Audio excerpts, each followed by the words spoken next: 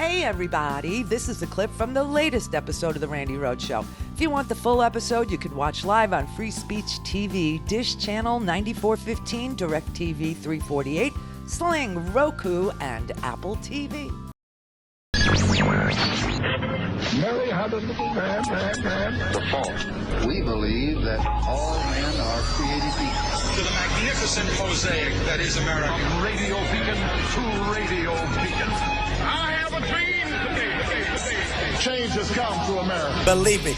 Knock, knock. Who's there? It's a figment of your imagination. Randi Rhoads Show.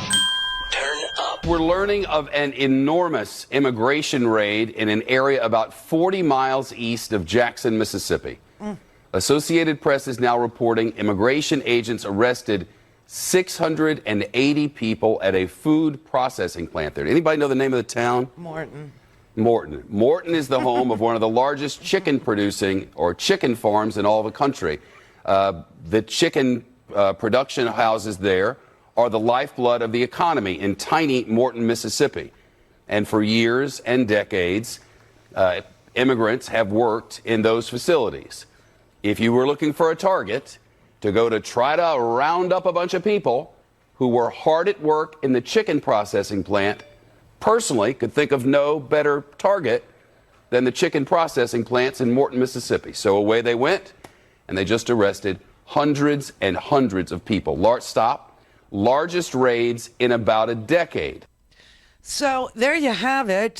Shepard Smith, breathlessly reporting what a disgusting, disgraceful thing that, I mean, you have to ask yourself, is Trump a human pillar of salt now? You know, anybody read the Bible? Anybody out there know it? There's a portion in there where, a woman looks back at Sodom and Gomorrah, turns her into a pillar of salt. That is Donald Trump. He is the human pillar of salt, and he is rubbing himself, into the wounds of the people in El Paso, the people in Dayton. I mean, the only thing he did right yesterday when he went to Dayton and El Paso was he didn't call Dayton Toledo and he didn't call El Paso Dayton.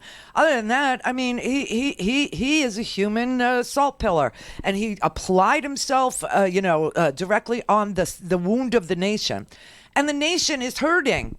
That's the thing. I mean, we have PTSD. It's unbelievable to me.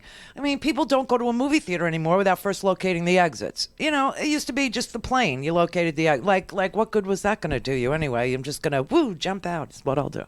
But this is crazy. This is, what Trump has created. You heard the story about the in Times Square. I'm a New Yorker, right? I used to have a billboard in Times Square, one of those giant billboards. Remember that? Yeah.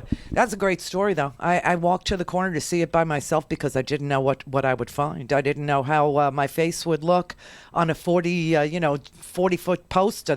It's just gigantic. I don't even know how big that thing is. And I was scared. I was really scared. So I walked there from my apartment. I lived on 38th Street, so I walked to 42nd. I'm standing on the corner, and I look, and I see this giant billboard with my face on it.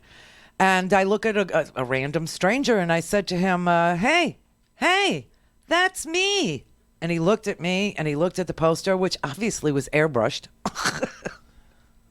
It's what they do. He looked at me, he looked at the poster, and he said, sure it is, lady. And I was, that's the perfect story. Yay, that's a great story. But 42nd Street, Times Square, very busy, very touristy, very, and last night, Broadway, the plays are all there. And they were in the last portion of Hamilton. They were in the last portion of To Kill a Mockingbird. And all of a sudden, I mean, it wasn't just the people on the street that were running. I don't know if you saw the video, but this is PTSD. Is what this is. Watch this. This is 20 seconds of what happened in Times Square. This was in response to, by the way, a dirt bike backfiring a couple times, and people thought it was gunshots, right? You're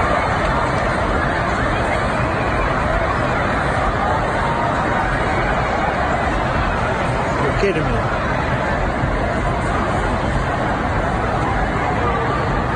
I was. See everybody running? Running. Look at that. That's PTSD. I mean, literally, who wants to live like this? We don't want to live like this. This is mass madness, you maniacs. Here, this is crazy.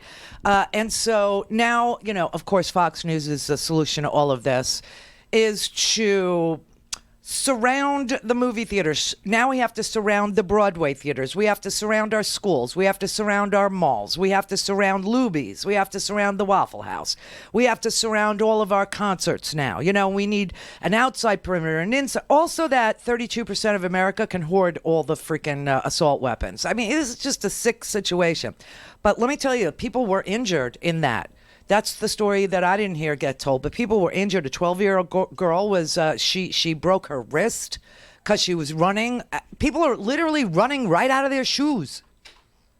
Right out of their shoes. I remember when I went to the Holocaust Museum. I don't know why, but the thing that made me literally lose it. The whole thing is just a sad sense of cruelty. The whole Holocaust Museum. I mean, as you move from one exhibit to the other with the measuring of people's skulls and the Mengele experiments and it's it. But there's this one display that really is gonna. I don't know. It made me literally retch. I mean, I was like heaving. When you cry so hard you bite your tongue like that, like a little kid whose mom was just taken away in a raid while she was hard at work at a chicken plant cutting and processing chickens, like that there.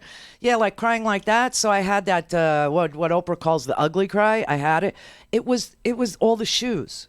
It was a big giant bin of all those black, death camp shoes that they issued to all the Jews. I don't know why. And every time I look at the pictures of people running out of their shoes, both in Times Square last night and in El Paso at the Walmart, I don't know why that affects me the way it does, but it just does. Maybe it has something to do with the Christian teachings of the rapture, where I realize that I am a good person, and if your fairy tale comes true, if your apocalyptic ending for this world comes true, then I will be raptured up, and the only thing that will be left is my adorable shoes, which is why I spend so much time on Zappos.com at 6 p.m., which is even cheaper, but they don't have free shipping and returns, right? Picking out cute shoes, because I realize sometimes that's all that's going to be left of me. But so a little girl was running last night in Times Square. She broke her wrist, and a 79-year-old man fell and fractured his kneecap. I mean, why do we need to live like this? To make a freaking lobby shop, the gun lobby, happy? I don't know if you saw what happened yesterday. I mean, Trump literally was not welcome anywhere he went yesterday. He just wasn't. Okay? And the amount of polarization that goes on in this country with the freaks that, hail Trump, hail Caesar, whatever. The white supremacists that just freaking love him. And the rest of us who don't. Fights started out in Dayton, right at the crime scene, right there, right at the crime scene, right in front of that Ned Pepper's place, which is where the shooter was killed and stopped. Because if he would have made it into Ned Pepper's, I mean, you would have seen, something like Vegas, that kind of a body count. I mean, it was just so sick.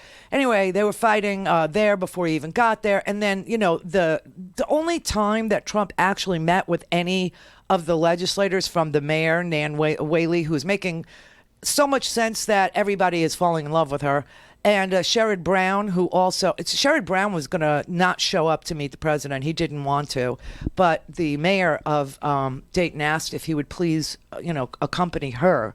And the only time Trump made contact with them was on the tarmac. And of course, they didn't issue an itinerary. So the city had no idea where he was going to go, what he was going to do, whether or not he would go to the crime scene, whether or not he would go to a church. Well, nobody knew where he was going. So the only place that the two legislators could talk to Trump was very quickly as he shook their hands on the, greeting line on the tarmac. And they just made their case as quickly as they could for gun legislation, for meaningful gun legislation that would prevent mass murders from occurring at this kind of a clip, right? That's all they did. They welcomed him, and then after they had a press conference where they said that they thought that some of the victims in Dayton were happy that he came, and they felt comforted by him. And then Trump got on the airplane going to El Paso, another crime scene, and started mean tweeting. This is the human pillar of salt. He has to rub it into the wound. The fault. We believe that all men are created equal. To the magnificent mosaic that is America. From radio beacon to radio beacon.